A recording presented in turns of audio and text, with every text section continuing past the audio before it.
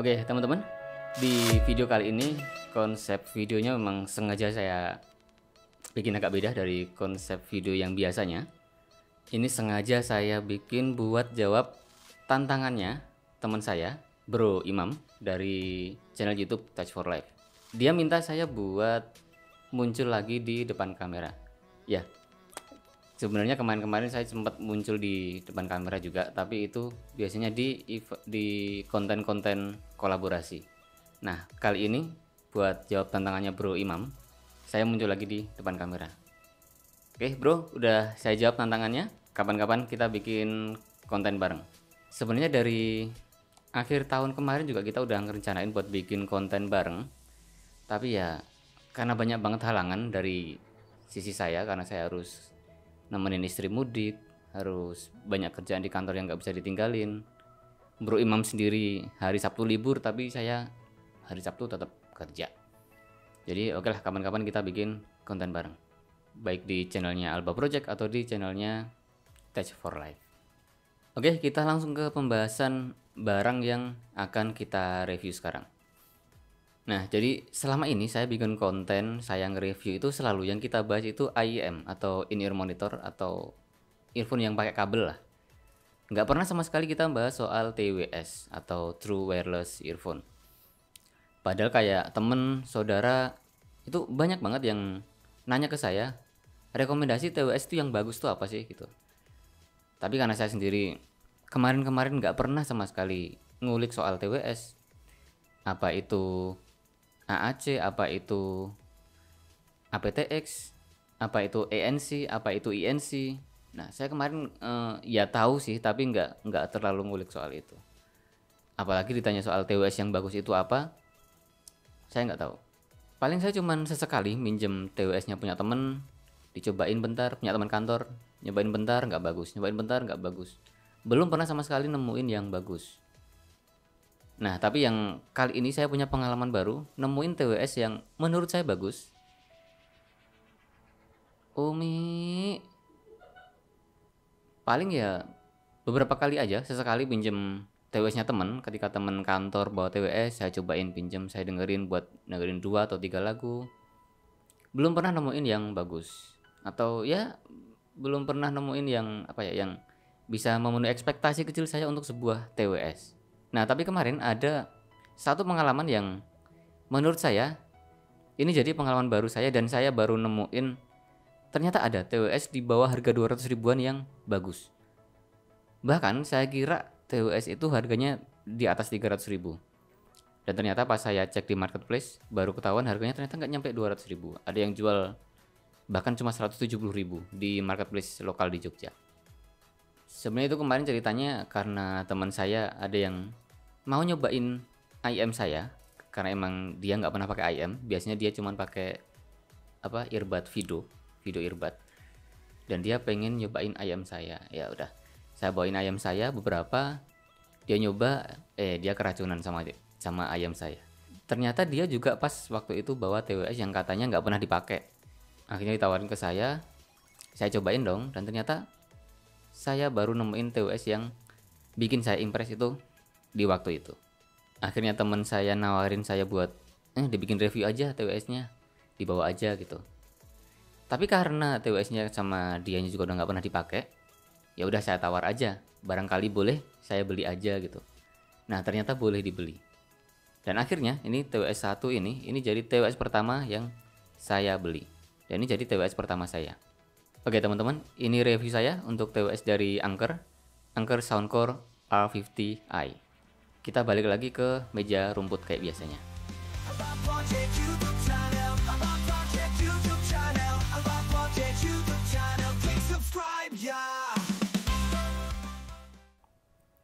Untuk harganya, tadi udah saya spill di awal. TWS ini harganya di marketplace ada di kisaran 170 sampai 190 ribuan. Untuk packagingnya kayak gini aja. Di sini ada Soundcore by Anker R50i True Wireless Earbuds, powerful sound. Ada gambar unit TWS-nya sama charging case-nya.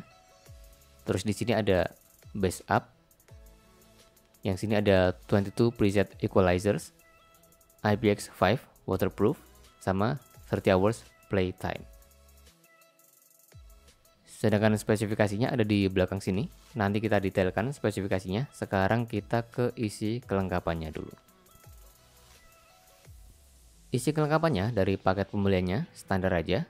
Ada sepasang unit TWS earbuds-nya. Terus ada charging case-nya. Di sini pakai yang USB Type-C. Kita juga dapetin 3 pasang ear tips yang ukurannya S, M, sama L.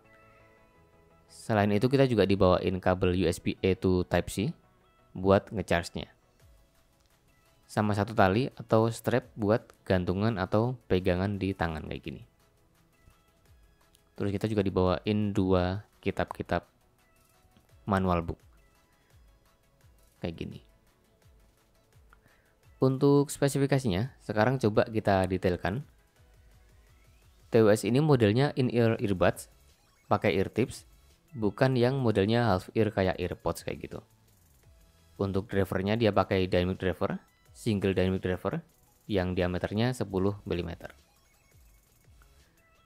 Lalu baterainya ini diklaim bisa buat musikan dengan durasi 10 jam untuk sekali ngecharge unit TWS-nya. Sedangkan kalau di total sama baterai yang ada di cangkangnya ini, yang ada di charging case-nya ini bisa sampai 30 jam. Sekali ngecharge-nya makan waktu kisaran 2,5 jam.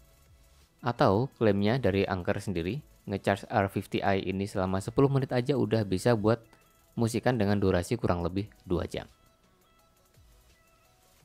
Untuk koneksinya, R50i ini pakai Bluetooth 5.3 dengan kodek AAC. Untuk konekin ke device kita kayak laptop atau smartphone atau music player, unit TWS-nya ini mesti kita cabut dulu dari charging case-nya. Kalau masih nempel di case-nya ini dia belum bisa dikoneksiin.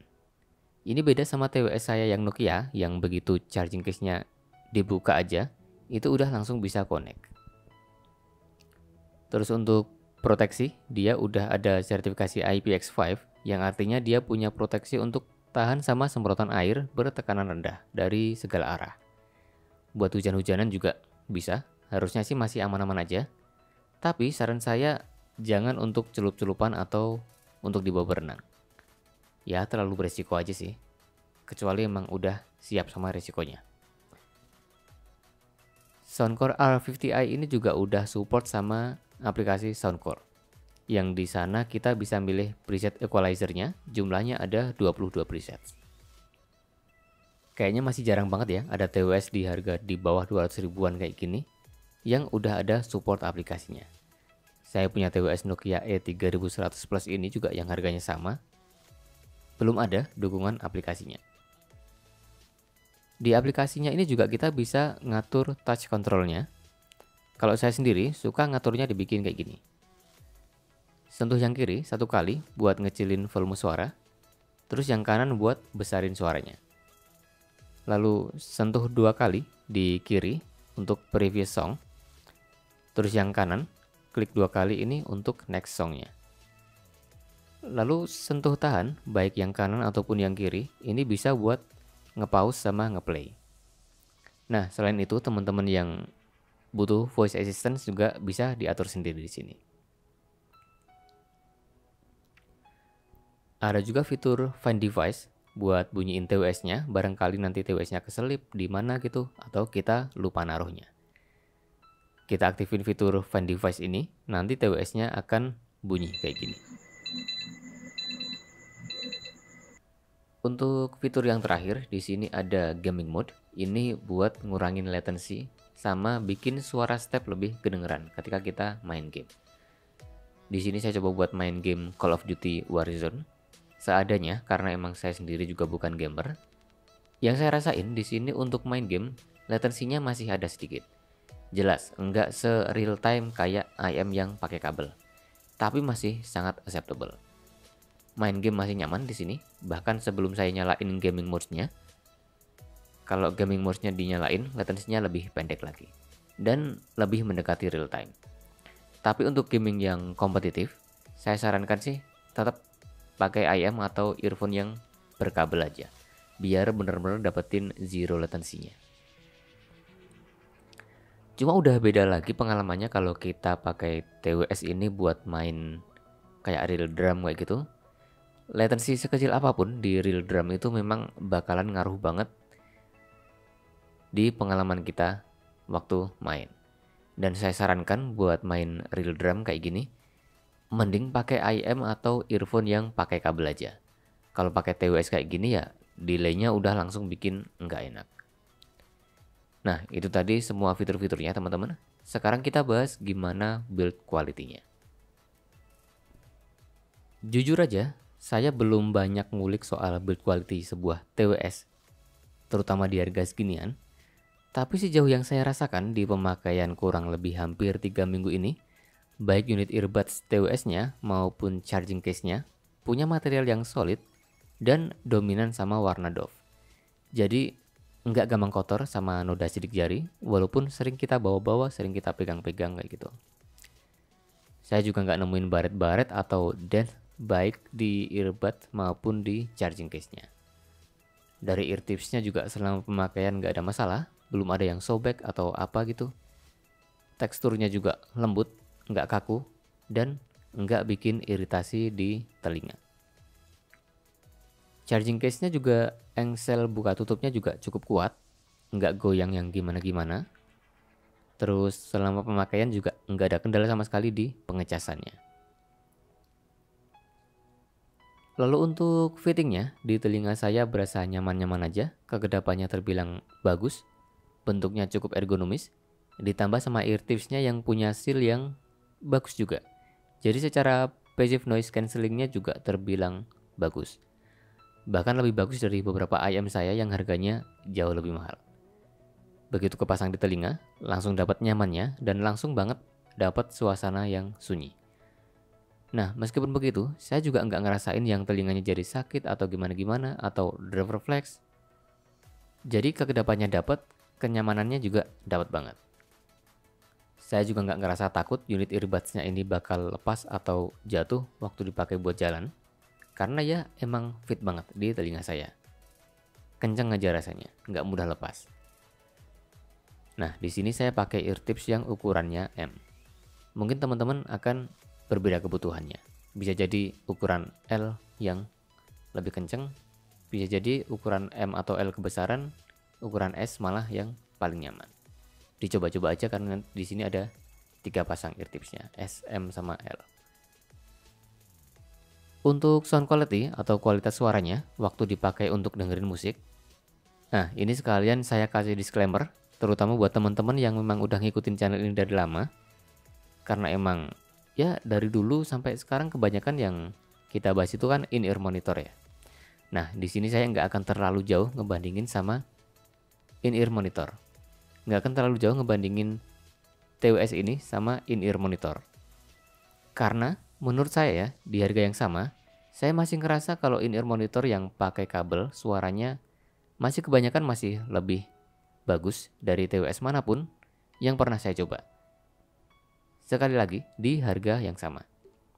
Tapi ya bukan berarti jelek juga ya. Kayak yang udah saya bilang di awal tadi, Soundcore R50i ini buat saya masih terbilang bagus banget di harganya. Oke, kita mulai dari bassnya dulu aja.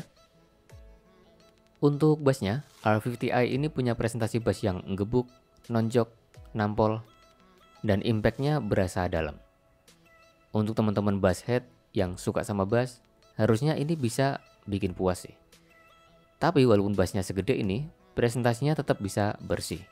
Sub bassnya bisa dalam, mid bassnya juga berasa punya ketebalan dan hentakan yang bagus buat teman-teman yang bass head.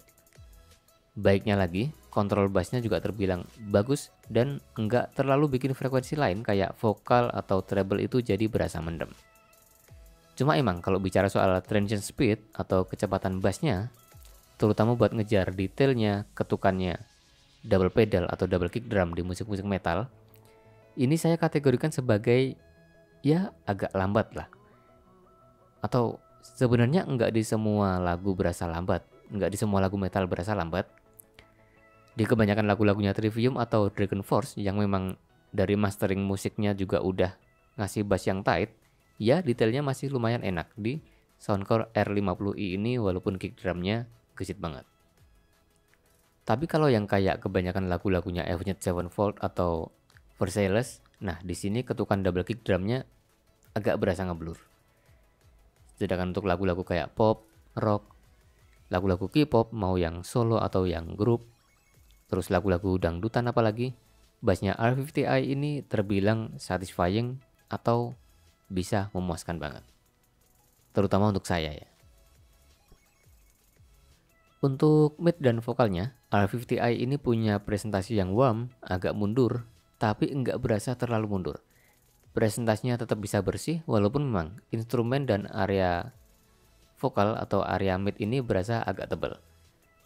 Memang secara clarity sama detail baik di vokal maupun instrumennya R50i ini bukan yang bagus banget gimana-gimana, tapi presentasinya yang smooth juga enggak jadiin suaranya jadi dark. Warm iya, smooth iya, tapi enggak jadi dark. Vokalnya masih berasa punya tempat sendiri yang enggak ketutupan banget sama bassnya. Kecuali kalau kita perfeksionis banget ya, pengen dapetin vokal yang detail banget sampai ke serak-seraknya vokalis yang rock kayak gitu, sampai ke teriakan-teriakan yang rock, teman-teman nggak akan dapetin di presentasi vokalnya Soundcore R50i ini. Tapi untuk kebanyakan lagu-lagu pop, lagu-lagu top 40, dangdutan apalagi, jazz, hip hop, lagu-lagu EDM, vokalnya yang tebel tapi tetap bersih ini bikin banyak lagu berasa nyaman banget buat didengerin lama-lama. Shouty maupun sibilance vokal atau pengucapan artikulasi huruf S di sini sangat-sangat aman. Enggak ada pedes-pedesnya sama sekali, enggak nyakitin telinga sama sekali. Semua kata-kata di vokalnya kedengeran smooth dan nyaman. Lalu untuk high atau treble-nya juga presentasinya smooth, instrumen-instrumen kayak simbal, petikan gitar, snare drum. Di sini kedengeran nyaman banget walaupun emang enggak nonjolin sisi detailnya. Buat long listening, buat dengerin musik apapun dalam waktu yang lama, berjam-jam, di R50i ini enggak bikin pendengaran kita gampang capek. Paling yang berasa kurangnya itu kalau kita perfeksionis banget pengen dapetin instrumen yang detail, simbal yang suaranya pecah banget, petikan gitar yang tang-ting-tang-tingnya itu bening, atau distorsi atau overdrive gitar yang matang banget suaranya. Ya memang kita nggak akan dapetin di R50i ini, karena emang presentasi treble-nya dituning jadi yang smooth. Nah baiknya di sini saya juga nggak nemuin sama sekali yang namanya treble pick atau suara-suara frekuensi atas yang berlebihan yang berasa nusuk atau nyakitin telinga. Jadi di sini treble-nya sangat aman. Sekarang saya juga mau ngebahas soal equalizer-nya. Di aplikasi Soundcore ini di sini ada 22 preset equalizer. Kalau saya sendiri paling cocok sama yang namanya bass reducer. Ini yang paling saya suka karena jujur aja di tuningan defaultnya buat saya bassnya kegedean. Nah, di preset bass reducer ini, bassnya dikecilin jadi udah sangat mendingan. Yang kedua yang saya suka itu yang preset yang namanya piano. Lalu yang terakhir preset yang namanya treble booster. Nah, yang treble booster ini mirip kayak preset bass reducer, tapi bassnya agak naik dikit sama agak dinaikin lagi treble-nya, biar lebih dapetin sparkling atau clarity treble-nya. Sedangkan untuk preset yang lain, saya udah cobain semua dan udah nggak ada lagi yang cocok sama selera saya. Nah, kalau ngomongin teknikalitas, memang di TWS budget ini kita nggak bisa head to head kan lebih jauh lagi sama in-ear monitor atau IM. Bahkan yang harganya agak di bawahnya sekalipun. Terutama untuk di resolusi, clarity, sama detailnya. Di Soundcore R50i ini berasa cukupan aja, biasa-biasa aja, pas-pasan aja untuk bisa kita nikmatin. Bahkan cenderung kurang kalau kita bandingin sama IM kabel. Terutama buat teman-teman yang udah terbiasa sama IM kabel ya. Kalau dipaksain buat komparasi sama R50i ini baru bisa bersaing sama IM kelas di bawah 100 ribuan kayak KZ EDX Lite. Tapi kalau dibandingin sama yang di atasnya dikit kayak KZ EDX Pro X kayak gitu, nah si Soundcore R50i ini udah mulai kedengeran agak ngeblur. Baiknya untuk sound staging sama imagingnya, Soundcore R50i ini udah berasa cukup bagus. Sound stagingnya enggak yang lebar-lebar banget memang, tapi ya udah terbilang cukup lebar lah. Secara imagingnya juga udah lumayan ngebentuk, walaupun belum yang sampai 3D banget. Ya masih terbilang bagus banget lah untuk ukuran TWS di kelas harganya kayak gini. Saya pertama kali sadar 3D imaging sama positioning instrumennya R50i ini bagus, itu pas lagi dengerin lagunya Isyana Sarasvati featuring Ray Ran yang judulnya Kau Adalah. Di lagu ini, instrumennya cukup kompleks dan kebanyakan memang suara-suara elektronik. Terus bassnya juga di lagu ini juga yang engaging banget, jedak-jeduk, jedam-jedum. Suara vokal juga, ada suara vokal laki-laki, ada suara vokal perempuan. Suara gitar di kanan kiri jelas semua, suara betotan bass, suara instrumen-instrumen perkusi yang entah apa itu, cetak-cetuk kayak gitu. Semuanya ke-expose dengan bagus banget.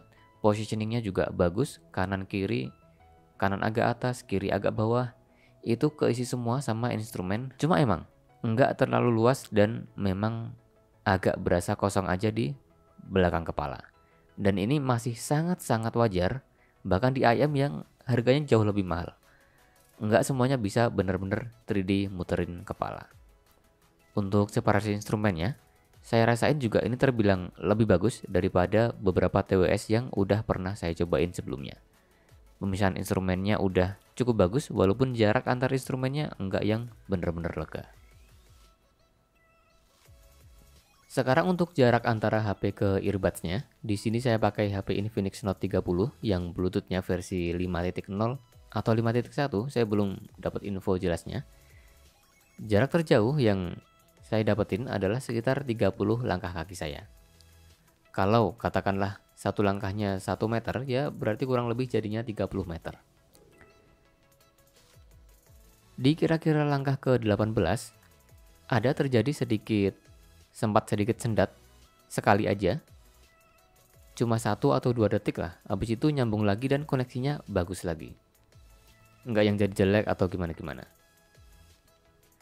Lalu di langkah kaki ke-24 juga sama, ada sedikit kesendat lagi, 1 atau 2 detik, tapi habis itu nyambung lagi dan suaranya masih sangat bagus. Jadi kita nggak ngerasain koneksi yang jelek terus suara musiknya jadi nggak enak kayak gitu, nggak. Tapi sekalinya putus langsung putus aja. Sedangkan untuk halangan, dia kena 2 tembok dari 2 ruangan yang ukurannya 3x4 meter. Masih sanggup dan suaranya masih sangat bagus. Tapi untuk nembus 3 tembok dari 3 ruangan yang ukurannya 3x4 meter, udah langsung putus. Untuk kualitas mikrofonnya, saya rasa biasa-biasa aja. Di sini memang nggak ada ketulis fitur ENC atau Environment Noise Cancellation. Tapi dari yang saya tangkap, rekaman suaranya ini, suara kebisingan tetap kedengeran kayak diredam di sini. Noise itu kayak diredam di sini. Ya udah kayak ada fitur ENC-nya kayak gitu aja. Yang saya nggak suka dari fitur-fitur semacam ini bikin beberapa frekuensi dari suara kita itu kedengeran kayak dihilangkan, jadi kurang detail. Karena beberapa frekuensi tertentu dari suara kita ikutan dianggap sebagai noise, jadi ikutan dihilangkan. Tapi baiknya, ini rekaman suaranya kayaknya udah, ya kalau saya bilang sih udah sedikit lebih bagus daripada beberapa TWS lain yang saya dengerin sampelnya di beberapa review yang lain dari review-reviewer lain di YouTube. Suara kita yang lagi ngomong di mikrofonnya juga kayaknya emang udah dapat processing dari yang namanya fitur AI Enhanced Calls melalui 2 mikrofonnya. Jadi suaranya kedengeran mendingan walaupun mikrofonnya itu atau TWS-nya itu jauh dari mulut, pas masih kepasang di telinga. Dan ternyata waktu saya deketin satu earbuds-nya ke depan mulut juga suaranya tetap sama aja, enggak yang jadi tambah jelas atau gimana-gimana. Untuk sampel suaranya teman-teman bisa dengerin suara ini. Oke, teman-teman. Yang sekarang teman-teman dengerin ini adalah sampel suara dari mikrofon yang ada di TWS Soundcore R50i. Kalau dua-duanya TWS-nya saya pakai di telinga, jauh dari mulut. Jadi suaranya kayak gini. Tes 1 2 3. Ini adalah hasil rekaman suara dari mikrofon yang ada di TWS Soundcore R50i.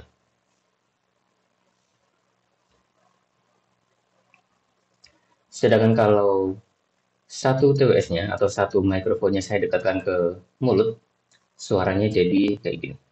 Tes, tes, tes, 1, 2, 3. Tes, tes, tes, 1, 2, 3. Kalau sekarang kita coba dua-duanya TWS-nya atau mikrofonnya, kita dekatkan ke mulut, suaranya kayak gini. Tes, tes, tes, 1, 2, 3. Tes, tes, tes, 1, 2, 3. Untuk komparasinya, belum akan saya bahas di video ini. Saya ada Nokia E3100 Plus, mudah-mudahan video reviewnya bisa kelar minggu depan. Sekalian bakalan saya komparasikan head to head Nokia E3100 Plus ini sama Soundcore R50i ini. Karena emang secara harganya keduanya ini terbilang sangat sekelas. Jadi langsung aja ke kesimpulannya dulu. R50i ini worth it atau enggak untuk dibeli? Kalau saya bilang ini worth it banget buat teman-teman beli kalau teman-teman emang suka banget earphone yang suaranya ngebass. Tapi tetap bisa dapetin presentasi vokal dan instrumen yang bagus. Nggak kayak kebanyakan TWS yang saya cobain sebelumnya, yang kebanyakan isinya cuman bass, bass, dan bass aja. Vokalnya nggak jelas, treble-nya buntung, soundstage-nya apalagi sempit. Apalagi kalau ngomongin separasi instrumen, ya berasa numpuk semua. Saya rasa Soundcore R50i ini udah sangat ideal, dan harusnya ini bisa jadi semacam benchmark lah untuk TWS bagus di kelas harga 150 sampai 200 ribuan. Apalagi soundstage sama imagingnya juga di sini bagus banget. Oke, itu aja dari saya di video kali ini teman-teman. Yang penasaran sama TWS berikutnya, Nokia E3100 Plus, dan gimana perbandingannya sama Soundcore R50i ini, silahkan teman-teman subscribe dulu aja channel ini, dan kita ngobrol lagi di video berikutnya. Oke, assalamualaikum. Oke teman-teman, gimana videonya?